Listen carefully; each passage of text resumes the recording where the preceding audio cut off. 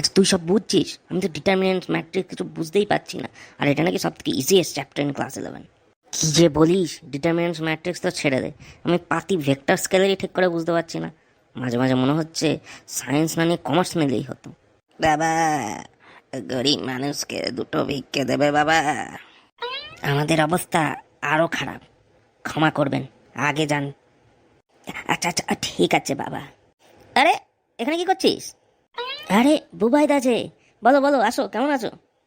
আমি ভালোই আছি। তবে বিকাশ, তোর সঙ্গে না কিছু জরুরি কথা ছিল, জিজ্ঞেস করবো? জরুরি কথা, হ্যাঁ করো। আচ্ছা তুই প্রিয়াকে চিনিস তো? প্রিয়া মানে এঞ্জেল প্রিয়া? আরে না না, প্রিয়া, প্রিয়া সূত্রধর। হ্যাঁ একদম, হাড়ে হাড়ে চিনি। এই বিকাশ শোন একটু।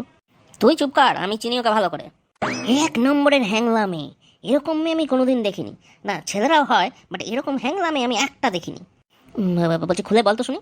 বলছি থাক না, you shut up, let me finish. First day টিউশনে এলো, সবার সঙ্গে কত হাই হ্যালো হি হি করে কত কথা।